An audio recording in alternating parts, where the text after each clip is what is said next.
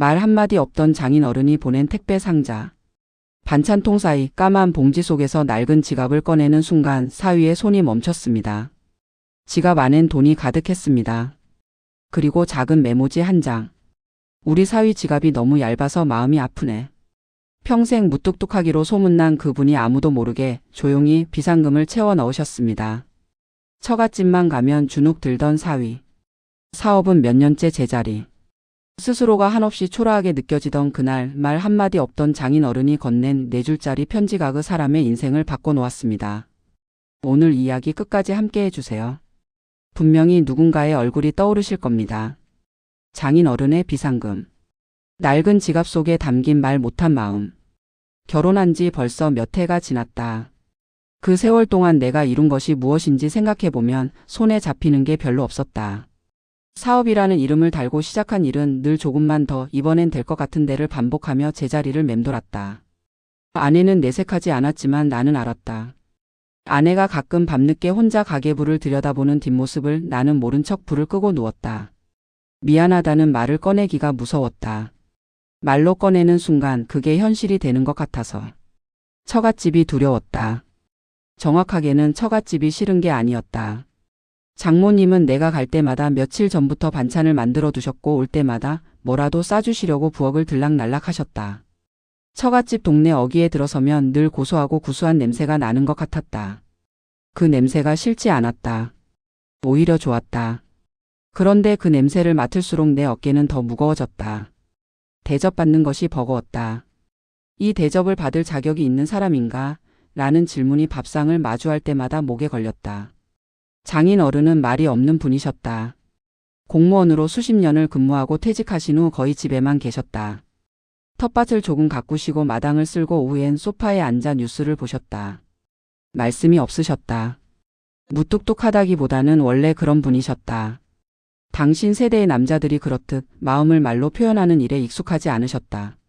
내가 인사를 드리면 짧게 고개를 끄덕이셨고 밥상에선 묵묵히 드셨고 식사가 끝나면 텔레비전 앞으로 가셨다. 나는 그분이 어렵고 불편했다. 아내는 원래 아버지가 그러셔라고 했지만 그게 별로 위안이 되지 않았다. 침묵은 때로 어떤 말보다 무겁게 느껴졌다. 특히 나처럼 스스로에게 자신이 없는 사람에게 장인어른의 말없는 시선은 늘 평가처럼 느껴졌다. 내 딸을 저 사람한테 맡겼는데 저래도 되는 건가? 그런 생각을 하고 계신 건 아닐까? 물론 내 상상이었다. 하지만 상상이라도 그 눈빛 앞에서는 자꾸 고개가 숙여졌다. 그해 가을 장인어른 생신이었다. 아내가 며칠 전부터 챙겼다. 선물을 무엇으로 할지, 아이들 옷은 어떤 걸 입힐지, 몇 시에 출발해야 저녁 전에 도착하는지. 나는 그 준비를 곁에서 도우며 내심 긴장했다. 생신 자리라 친척들이 모일 수도 있었고 그러면 나는 또 어색하게 앉아 술잔을 채우는 역할만 하다 오게 될 것이었다. 아내의 형제들은 다들 반듯하게 직장을 다니고 있었다. 그 자리에서 요즘 어때요? 라는 질문을 받는 것이 제일 두려웠다. 어때요? 에 대한 대답을 나는 몇 년째 준비하지 못하고 있었으니까. 다행히 생신 자리는 가족끼리만 조용히 치렀다. 장모님이 손수 만드신 미역국과 갖가지 반찬이 가득한 밥상이었다. 장인어른은 역시 말씀이 없으셨다. 그냥 드셨다. 손녀들이 할아버지 생일 축하해요. 를 노래로 불러드리자 장인어른은 짧게 웃으셨다. 나는 그 웃음을 보며 생각했다. 저분도 웃으시는구나. 그 웃음이 조금 낯설었고 동시에 조금 마음이 놓였다. 저녁을 먹고 아이들과 일찍 잠자리에 들었다.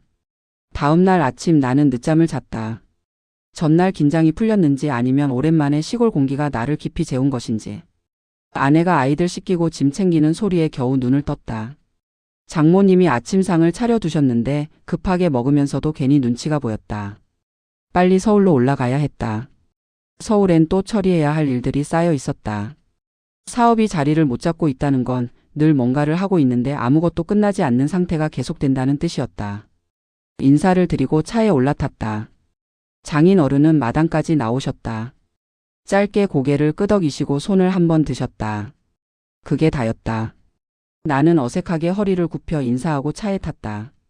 백미러로 멀어지는 장인어른의 뒷모습을 보며 나는 또 생각했다. 저분은 나를 어떻게 보실까? 그 질문은 고속도로에 올라서도 머릿속을 떠나지 않았다. 휴게소에 들른 건 2시간쯤 지났을 때였다. 아이들이 화장실에 가야 한다고 했고 나도 커피 한 잔이 필요했다. 아내가 아이들을 데리고 가는 사이 나는 지갑을 꺼내려다 주머니가 비어 있다는 걸 알았다. 가방을 뒤졌다. 없었다. 차 시트 사이를 더듬었다. 없었다. 식은땀이 났다. 기억을 더듬었다. 마지막으로 지갑을 꺼냈던 게 언제였더라. 전날 저녁 장인어른 생신 선물값을 정산할 때였다. 그걸 방 서랍 위에 올려두고 다음날 급하게 나오면서 그냥 두고 온 것이었다. 아내에게 말했다.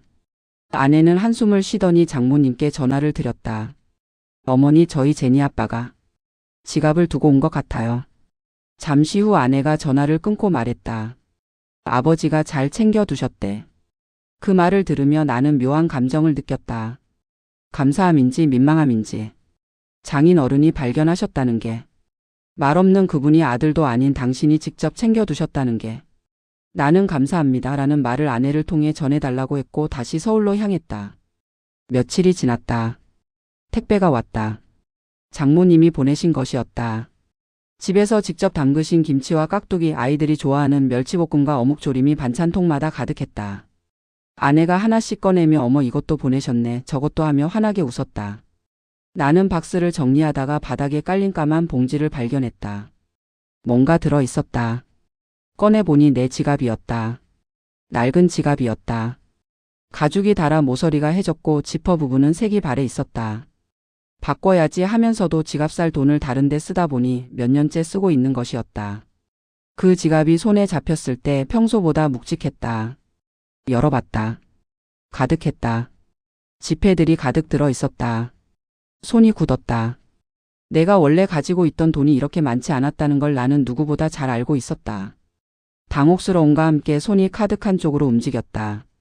거기에 작은 종이가 끼워져 있었다. 반으로 접힌 메모지였다. 펼쳤다. 장인 어른의 글씨였다. 삐뚤삐뚤하지 않았다. 반듯한 글씨였다. 오래 공직에 계신 분이 흐트러짐 없는 글씨였다. 그런데 내용은 달랐다. 우리 사위 지갑이 너무 얇아서 마음이 아프네. 처자식 챙기느라 고생이 많은 것 같아서 마음이 쓰이네. 내 비상금 조금 넣어두었으니까 제니 엄마한테는 말하지 말고. 기죽지 말고 어려운 일 있으면 전화하고. 잘 지내게. 나는 그 자리에서 주저앉았다. 눈물이 흘렀다. 소리 없이 흘렀다. 아내가 부엌에서 반찬통을 정리하고 있었고 아이들은 방에서 뛰어다니고 있었다. 그 소리들이 먼 데서 들리는 것 같았다. 나는 그 메모를 손에 쥐고 한참을 그렇게 있었다. 우리 사위 지갑이 너무 얇아서 마음이 아프네. 그 한 문장이 가슴을 쳤다. 보셨구나. 내 낡은 지갑을, 거기 들어있는 몇 장 안 되는 지폐를. 그걸 보시고 마음이 아프셨구나. 나는 그분이 나를 어떻게 보실까 늘 두려워했는데 그분은 내 지갑 속을 보며 아파하고 계셨다. 나는 그분의 침묵을 차가움이라고 읽었는데 그분의 침묵은 그런 게 아니었다. 처자식 챙기느라 고생이 많은 것 같아서 마음이 쓰이네. 그 문장에서 나는 완전히 무너졌다. 고생이 많다고. 그 말이. 누구도 내게 그 말을 직접 해준 적이 없었다. 아내도 부모님도. 다들 힘내라고 했지 고생이 많다고는 잘하지 않았다. 고생이 많다는 말은 내가 열심히 하고 있다는 걸 알고 있다는 말이다. 결과가 없어도 사업이 잘 안 풀려도 그럼에도 애쓰고 있다는 걸 봐주고 있다는 말이다.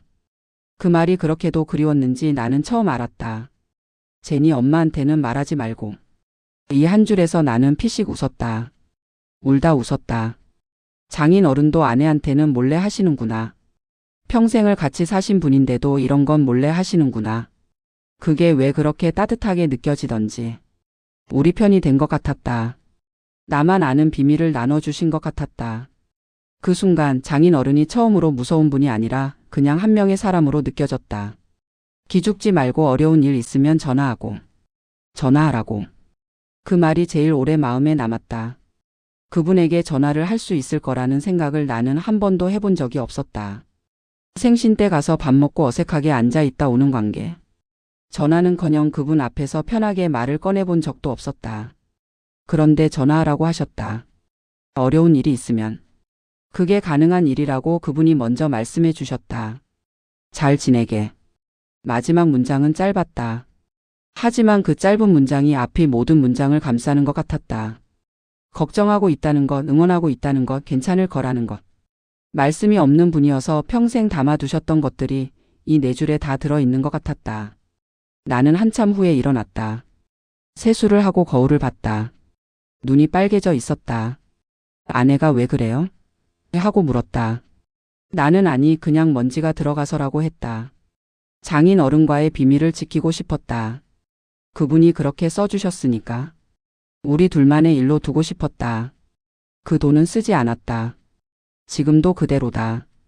지갑은 새 것으로 바꿨지만 그 돈은 옮겨두었다. 작은 봉투에 넣어서 서랍 깊은 곳에 두었다. 잘 지내냐고 물어봐 주신 분의 마음을, 기죽지 말라고 해주신 분의 마음을 쓸 수가 없었다. 아마 앞으로도 쓰지 않을 것 같다. 가끔 그 봉투를 꺼내 볼 때가 있다. 사업이 또 막히거나 어디서 자존심이 긁히거나 스스로가 한없이 초라하게 느껴지는 날. 그럴 때 서랍을 열어서 봉투를 손에 쥐어본다. 메모는 따로 잘 접어서 보관하고 있다. 글씨가 흐려질까봐 봉투 안에 넣어두었다. 펼칠 필요도 없다. 다 외우고 있으니까. 기죽지 말고 어려운 일 있으면 전화하고. 잘 지내게. 그 말을 해주신 분은 지금도 그 집 마당에서 텃밭을 돌보고 계실 것이다. 말없이. 담담하게. 그러나 그 침묵 안에 이런 마음이 들어있다는 걸 이제 나는 안다. 그러니 처갓집에 가는 길이 예전보다 조금은 가벼워졌다. 언젠가 한 번은 전화를 드려볼 생각이다. 어려운 일이 생기면. 아니 어려운 일이 생기지 않아도. 그냥 한 번쯤은 잘 지내십니까 하고 여쭤보고 싶다. 그분이 짧게 그래 하고 끊으셔도 괜찮다. 그 짧은 대답 안에 뭐가 들어있는지 이제는 조금 알 것 같으니까. 그 돈은 지금도 그대로라고 했습니다. 쓸 수가 없었다고. 기죽지 말라는 마음을, 어려우면 전화하라는 마음을 돈으로 쓸 수 없었다고. 말이 없는 사람이라고 해서 마음이 없는 게 아니었습니다. 표현하지 않는다고 해서 모르는 게 아니었습니다. 그분은 다 보고 계셨습니다. 낡은 지갑을, 얇아진 지폐를, 그리고 고개를 숙이고 밥을 먹는 사위의 어깨를. 살면서 한 번쯤은 이런 마음을 받아본 적 있으시죠? 말로는 못하면서 행동으로 슬며시 건네주던 그 사람. 부모님이었을 수도 있고 배우자였을 수도 있고 아니면 전혀 예상하지 못했던 누군가였을 수도 있습니다. 여러분은 어떠셨나요? 말없이 건네진 누군가의 마음, 살면서 한 번이라도 받아보신 적 있으신가요?